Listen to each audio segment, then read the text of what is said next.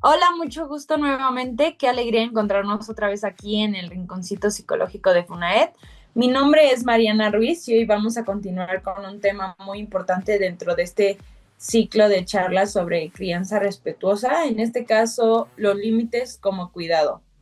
En la primera parte hablamos del buen trato como base de la crianza y ahora vamos más como a abordar esta parte que a veces cuesta en relación a los límites, que es cómo poner estos límites sin tener que recurrir a la violencia o sin lastimar, hasta dónde acompañar y hasta también en qué momento intervenir, qué hacer cuando sentimos que nada funciona.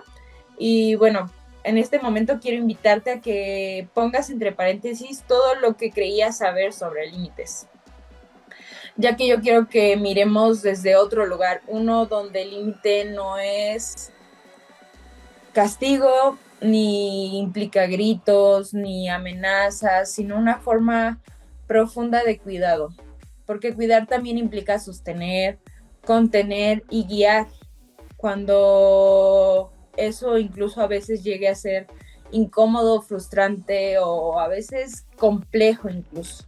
¿Qué vamos a ver hoy? Antes de comenzar, quiero contarles brevemente qué es lo que busco con esta charla. Primero, quiero que cuestionemos las formas en las que solemos poner límites. Muchas veces lo hacemos desde patrones que ni siquiera elegimos conscientemente porque así lo hicieron con nosotros, porque funcionó en algún momento, porque creemos que es la única forma de lograr esa obediencia que tanto buscamos. En segundo lugar, también quiero que reconozcan que los límites no están en contra del amor. Al contrario, poner un límite que llegue a ser claro, firme, sin violencia, es una de las formas más lindas de cuidar al otro, de cuidar el vínculo padre-hijo y pues también cuidar nuestra paz. Un niño que crece sin límites puede sentirse muchas veces desorientado, incluso angustiado, porque no tiene una figura que le marque contención o dirección. Y para lograr esto, vamos a reflexionar sobre qué entendemos por portarse mal, qué hay detrás de una conducta inadecuada, que puede haber como desde malestar emocional no atendido hasta otro tipo de cuestiones. También vamos a justo ver la parte de premios y castigos, una lógica que refuerza mucho el control desde la parte externa, pero que no necesariamente ayuda a que los niños desarrollen herramientas internas para autorregularse y convivir con los demás e integrarse satisfactoriamente a la sociedad. ¿Qué significa portarse mal? Esta pregunta pues puede parecer sencilla, ¿no? Pero justo quiero que nos vayamos a una reflexión un poco más profunda. ¿Qué quiere decir realmente que un niño se porte mal? Muchos especialistas dicen que en realidad los niños que se portan mal son niños que no se sienten bien, que se sienten mal, vaya. No es que quieran desafiarnos, que quieran fastidiarnos o hacernos quedar mal. Es que no están bien emocionalmente, no se encuentran sintiéndose vistos o quizás sienten que no valen o que no son amados y como no pueden decirlo en palabras o no pueden, no saben cómo expresarlo, pues lo terminan expresando a través de sus conductas. Entonces, cuando un niño grita, pega, tira las cosas o se rehúsa a cooperar, muchas veces lo que está diciendo es, estoy mal, no sé cómo pedir ayuda y necesito que me contengas, que me apoyes, que me ayudes. Y es importante recordar que la parte del autocontrol no es algo que se dé automáticamente. Esta capacidad de esperar, de manejar la frustración o de frenar el impulso se va construyendo poco a poco a lo largo de su desarrollo. Claro, con la ayuda de un adulto activo en esta parte de guiar y de contener. El desborde emocional. Muchas veces lo tomamos como un desafío. A veces confundimos justamente la expresión de las emociones con rebeldía, pero no es lo mismo. Los niños no cuentan aún con la madurez cerebral suficiente para autorregularse, y ahí es donde entramos nosotros como adultos. Se desbordan porque pues sus emociones las viven demasiado intensas, y como aún no saben gestionarlas o manejarlas, es cuando entran en conflicto, o al menos nosotros lo vemos así. Pero un niño no desafía por gusto, vaya. Un niño desbordado necesita un adulto que lo sostenga, que lo contenga emocionalmente, que le diga: entiendo que estés frustrado, entiendo que estés enojado, pero estoy aquí para ayudarte a calmarte. Esta contención amorosa, que no tiene que implicar gritos, ni golpes, ni mucho menos amenazas, es la que verdaderamente enseña, es la que siembra como esa seguridad emocional que necesitan, favorece a su autoestima y también a la confianza que nos tiene como adultos.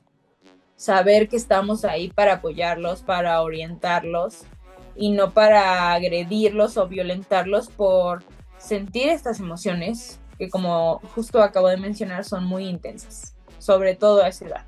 ¿Funciona castigar? Esta pregunta me gusta bastante porque es, creo que, parte de nuestro día a día en la cultura mexicana, sobre todo porque tenemos muchas frases como: si no te portas bien, no va a haber postre, o te callas o te vas a tu cuarto, te voy a dar razones para que llores, o bien termina en una paliza, ¿no? Y sí, puede que el niño en el momento parece que obedeció, que entonces detuvo o paró de hacer eso que no queríamos que hiciera, pero ¿realmente está aprendiendo algo valioso de ese castigo, de ese regaño, con esas formas? Yo creo que más bien el niño aprende a obedecer por miedo. No aprende a pensar, ni a autorregularse, ni a ponerse en el lugar del otro, ni a evaluar las consecuencias de sus acciones, sino simplemente aprende a evitar el castigo, a hacer lo que le conviene en ese momento, aunque no llegue a comprender del todo el por qué. Los castigos no enseñan valores, solo enseñan a evitar justamente estas consecuencias desagradables por parte de quienes los crían, y que también pueden ser consecuencias incluso dolorosas. Entonces, ¿quién no evitaría eso? Y cuando esa es la única forma que encontramos para educar, pues entonces estamos formando niños que actúan más por temor o por conveniencia que por convicción. Métodos punitivos entre la obediencia y la humillación. Este tema es interesante porque muchos de estos métodos que solemos implementar al momento de criar, pues muchas veces vienen heredados. Los aprendimos, los normalizamos y sin querer los repetimos. Y a veces incluso nos cuesta mucho cuestionarlos, porque el cuestionar y revisar también lo que recibimos nosotros como hijas e hijos es reconocer que quizás lo que vivimos no fue normal, que pudo haber sido maltrato quizás, pero si no lo revisamos, lo más probable es que lo estemos repitiendo con nuestros hijos. El cómo nos sentíamos en ese momento cuando nuestros papás quizás nos pegaban. Ojo, no es que juzguemos a los papás ni nada, lejos de eso. Creo que ahorita estamos en este momento de aprender, de buscar nuevas alternativas, que quizás en el momento o hace unos años no teníamos el acceso a esta información, a otras alternativas, a entender cómo funcionan los niños, cómo lo pueden llegar a vivir y qué favorece para ellos. Pero sí es necesario cuestionarnos para buscar hacer las cosas diferentes, porque si no es justo cuando ya, aunque tenemos más herramientas, seguimos repitiendo patrones que realmente no son tan funcionales. Y en esa repetición, los niños entonces, justo lejos de aprender autocontrol, son como más estas formas poco sanas de enfrentar la frustración, que son gritar, pegar, chantajear o simplemente cerrarse. Y en algunos casos los niños educados bajo castigos y humillaciones crecen y repiten la violencia con otros. O bien pueden llegar a incluso adoptar una posición más complaciente, que termina dificultando que ellos más adelante pongan límites a otras personas, límites que son sanos, porque asocian que poner límites o que todo límite tiene que ver con dolor y rechazo. Por eso es muy importante los límites a lo largo del desarrollo de los niños. Vámonos al otro extremo, la sobreprotección. También es muy común que padres o madres que fueron educados con extrema rigidez y que por lo mismo quieren hacer o buscan hacerlo diferente, así como yo no quiero que mi hijo sufra lo que yo sufrí o que sí, está bien, pero entonces tampoco te vayas al otro extremo de permitir todo, evitar que el niño se frustre a toda costa. Y tú dirás, ¿y cuál es el problema? Pues es que ese exceso de permisividad tampoco ayuda. El niño, si crece sin bordes, sin estructura, sin aprender a tolerar la espera o la frustración, porque aunque todo en casa se le permita, pues afuera la realidad no es así. En la escuela, en la sociedad, pues se van a topar con límites reales, con normas, con reglas, con que no todo está a su disposición, con que no todos le van a decir que sí, con que no todo está como él quiere o como él desea o cuando él quiere. Y eso puede causarles un choque muy difícil, un choque de realidad. Por eso educar no es ni castigar ni complacer. Hay que encontrar un equilibrio. Educar más que nada es acompañar. Y a veces habrá frustración, pero acompañada con afecto y con amor, escucha, pues es muy diferente. También habrá que sostener con firmeza esos límites. Ahora bien, ¿por qué sirven los límites? Los límites pues justamente cumplen con funciones esenciales. Primero, dan la seguridad emocional. El hecho de que el niño sepa que hay un adulto que contiene, que guía, que protege, ya eso es súper importante y valioso, sobre todo desde una edad tan temprana. Segundo, estructuran internamente al niño, es decir, le enseñan que hay tiempos, hay reglas y posibles consecuencias por sus acciones.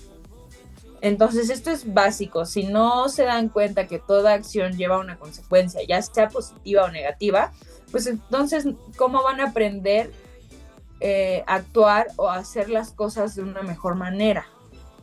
Y tercero, permiten una convivencia más sana y respetuosa con los demás. Necesitan aprender a esperar, a respetar al otro, a entender que no todos están a su disposición. Y eso a veces frustra, pero es necesaria esa frustración, es parte de la vida, vaya. Un niño con límites claros, puestos con afecto y sin violencia, se va a sentir más libre, más capaz para enfrentar el día a día. El poder del ejemplo. Esto ya lo habíamos hablado en la plática anterior, pero aquí lo reitero porque sigue siendo sumamente importante el ejemplo que damos, porque más que cualquier sermón, los niños aprenden mucho más del ejemplo. Si yo grito, pues enseño a gritar. Si escucho, enseño a escuchar. Si pido disculpas, enseño de humildad, de que no pasa nada al equivocarse. O sea, vaya, de que no está mal equivocarse. Todos nos equivocamos, siempre y cuando también tomemos responsabilidad de nuestras acciones y aprendamos a pedir disculpas. Si me frustro y lo nombro, le doy palabras para lo que siente. Educar no es repetir el típico discurso moral, es vivir de una manera que el niño pueda imitar. Si los niños nos están observando todo el tiempo, cada gesto, cada reacción, cada silencio entonces se vuelve parte de la educación. Emociones y conductas. Muchas veces cuando existe esta parte que amerita un regaño o un castigo, o eso es lo que creemos, terminamos desvalidando o minimizando las emociones. Pero emociones y conductas no es lo mismo, y esta es una parte muy importante que necesito que quede claro. Un niño puede sentirse enojado y eso está bien. Cualquier emoción, no hay emociones buenas o malas, las emociones son necesarias para la vida. Algo nos dicen, el enojo, por ejemplo, que algo no está bien, alguien está transgrediendo un límite. La felicidad también nos enseña a disfrutar los momentos y a valorar los momentos agradables de la vida. El miedo nos enseña a valorar la vida, a huir cuando es necesario. O sea, toda emoción conlleva algo muy importante o un rol muy importante en nuestras vidas. Lo que no está bien sería la acción cuando un niño a veces se enoja, que actúa meramente desde la emoción, desde el impulso, que podría ser golpear, tirar cosas, agredir. Ahí es donde entramos como adultos, con firmeza y empatía para poder decir, entiendo que estés enojado, pero no está bien romper las cosas, pegarle a otras personas, etc. Esa distinción entre sentimiento y acción es clave. Los sentimientos, emociones se nombran, se validan, se acompañan. Las acciones son las que se regulan, se guían, se corrigen. Y esa diferencia le enseña al niño que no está mal sentir, pero que sí hay formas adecuadas de expresar lo que está sintiendo. Limitar sin dañar, cuidar sin herir. Es muy importante evitar frases que lastimen la autoestima. No es lo mismo decir, no me gustó lo que hiciste, que no me gusta cuando eres así. Tachar al niño como cochino, eres un cochino, pues eso termina afectándoles más adelante. Incluso terminan actuando como uno les dice que es. Eres un berrinchudo, pues entonces ya es como ponerle una etiqueta al niño de eres un berrinchudo. No es lo mismo estás haciendo berrinche que eres un berrinchudo. Los errores no definen a un niño. Las conductas son las que se deben de corregir, pero el vínculo debe de permanecer firme, seguro, incondicional. No debemos de condicionar nuestro amor al hecho de que hagan o no hagan lo que esperamos de ellos. Hagan o no lo hagan, seguimos amándolos y estando para ellos. Y vamos a corregir entonces con firmeza su acción, no la emoción, nuevamente. Poner un límite no debe ser un castigo emocional o donde se condicione el amor, porque entonces crecemos pensando que solo nos quieren si somos perfectos, que lo que hacemos no es suficiente si no nos dan un premio, por ejemplo. Esa es la parte de castigo y premio, que es la validez externa, pero bueno, eso es más adelante. Igual debe ser una forma de mostrar al niño que incluso cuando se equivoca justamente, sigue siendo digno de nuestro amor, de respeto y de compañía. O sea, los errores los cometemos todos. Simplemente es el cómo guiarlos, cómo enseñarles a hacer mejor las cosas, a expresar mejor lo que están pasando, lo que están sintiendo. Algunas frases que sostienen emocionalmente son, bueno, tengo estas, hay muchas más, dependiendo de las situaciones que van surgiendo otras, pero algunas frases que pueden marcar una diferencia y podemos usar en casa son como, estoy aquí para ayudarte a sentirte mejor, tú eres importante para mí, incluso cuando te equivocas, puedes contar conmigo aunque estés triste o enojado. te quiero tal como eres, también cuando estás enojado. Estas frases a veces puede pensarse que debilitan la autoridad, pero no, la fortalecen porque se construyen desde el respeto y el vínculo emocional que se tiene con con el hijo o hija, porque muchas veces confundimos la firmeza con dureza, con frialdad, con castigos o con levantar la voz, pero ser firme no significa dejar de ser amoroso. Al contrario, la verdadera firmeza nace desde el amor y del respeto. El sostener con claridad los límites sin romper el vínculo es mostrarle al niño que puede sentirse seguro incluso cuando hay una regla clara o cuando hay una consecuencia, que puede ser escuchado, puede ser comprendido y valorado aunque se haya equivocado.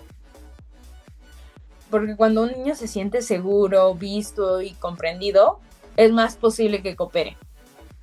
No porque tenga miedo, sino porque confía, porque se siente entendido, porque sabe que cuenta con nosotros como adultos. Y es ahí donde la firmeza se convierte más como una guía y no una amenaza.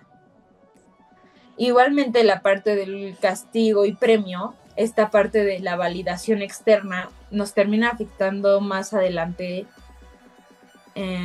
como adultos, porque por eso hay adultos que crecen y cuando no les felicitan o no les dicen, ay, qué buen trabajo hiciste, o no les dan una remuneración o algo que podría ser como el premio de cuando eran niños, entonces sienten que no hacen lo suficiente, de que su trabajo no es visto, de que, vaya, se sienten no vistos, incomprendidos, insuficientes, etc. Lo mismo sirve entonces con los castigos. Aprenden entonces a hacer las cosas hasta que se les castiga, se les habla mal, cuando no hay necesidad de tener que recurrir a la violencia. Justo cuando se empieza a fortalecer todo esto de la confianza, la seguridad emocional, el hablar, el escucharlos. Creo que esta es la parte como que nos puede ayudar a que los niños que son hoy sean adultos que puedan salir con toda confianza a enfrentar la vida allá afuera, sin importar que reciban o no, digamos, este premio, este halago, o que sus acciones estén condicionadas a algo de alguien más, alguien externo. ¿Por qué? Porque saben que cuentan con mamá y papá, que lo contaron con ellos y que también tienen ahora las herramientas para nombrar lo que sienten, para actuar mejor, para pensar antes de actuar y no dejarse llevar por las emociones. Bueno, pues para cerrar esta charla, quiero agradecerles mucho por acompañarme hasta aquí. Hablar de límites no es fácil, requiere revisar muchas veces también nuestra historia, como les mencionaba al principio, nuestra forma de relacionarnos con los demás, nuestras heridas y también nuestros miedos. Pero vale la pena porque criar desde el respeto transforma no solo a los niños, sino también a quienes criamos. Y me gustaría dejar una última pregunta para que sigan reflexionando desde casa, que sería, ¿qué clase de adulto necesita tu hijo o hija hoy? ¿Uno que impone con miedo o uno que guía con firmeza, presencia y respeto? Alguien que marque límites sin herir, que sostenga sin controlar y que eduque desde el vínculo, no desde el miedo. Muchas gracias por estar aquí. Nos vemos en el próximo video del Rinconcito Psicológico de FUNAED. Hasta luego.